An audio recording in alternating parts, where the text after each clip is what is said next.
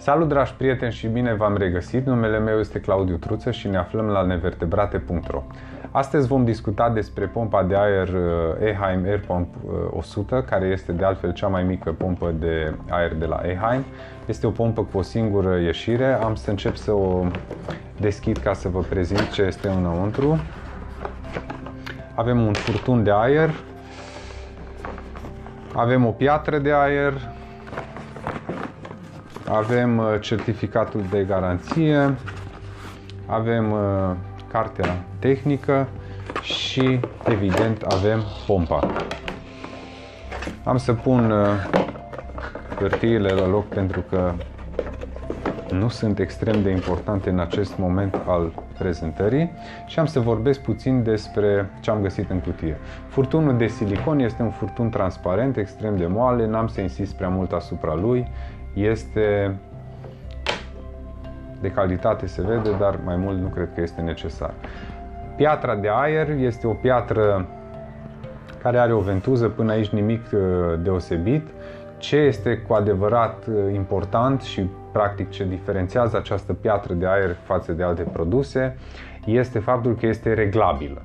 Adică ea poate fi reglată să scoată bule mai mari și mai multe sau bule mai mici și mai fine.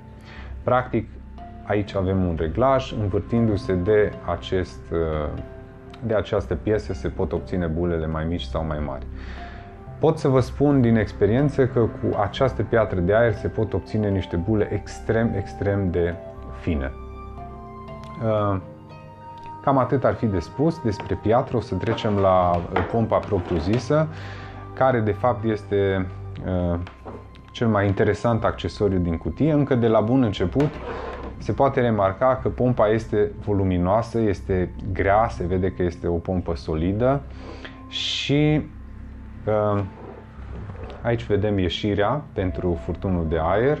Aici este un reglaj care permite reglarea debitului de aer și poate cel mai important lucru, faptul că această pompă este învelită într-un strat de cauciuc. De ce este important? Ca și orice pompă de aer, și această pompă de aer vibrează. Însă acest înveliș de cauciuc face ca să nu avem zgomot și o să vă demonstrez acum. Se vede că este vorba despre un cauciuc foarte moale. Acest lucru face cred că acest lucru face ca pompa să fie foarte silențioasă, practic nu se aude, nu face niciun fel de zgomot. Nici această piatră de aer nu face zgomot în momentul în care aerul trece prin ea. Singurele momente în care se poate percepe un zgomot este când bulele scoase, dacă ele sunt mai mari, bulele scoase de această piatră ajung la suprafață. De ce este important ca o piatră de aer să fie silențioasă? În cazul în care aveți un acvariu în camera în care dormiți, mai ales în timpul nopții, zgomotul se aude mult mai tare decât în timpul zilei, când este acoperit și practic urechea nu este chiar atât de sensibilă.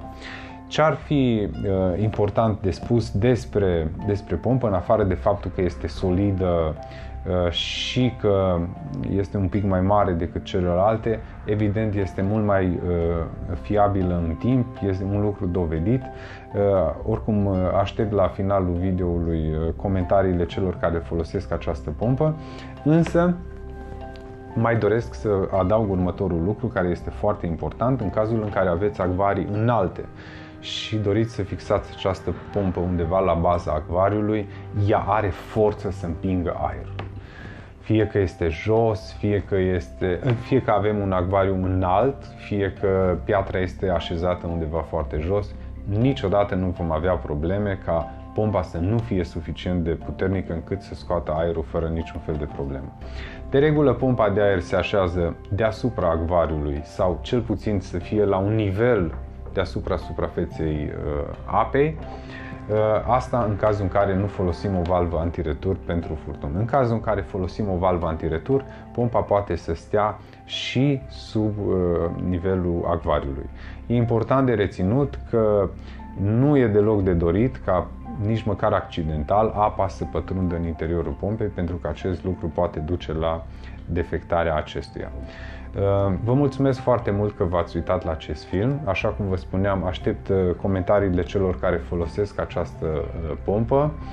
De asemenea, aștept întrebările celor care nu o au încă și care doresc să o cumpere în viitor. Sper că am putut și de această dată să vă prezint un produs de calitate pe care l-am testat, în care credem, și în continuare am să vă las să vedeți cum funcționează pompa și cum arată efectiv bulele pe care le scoate această piatră de aer conectată la pompa Eheim 100.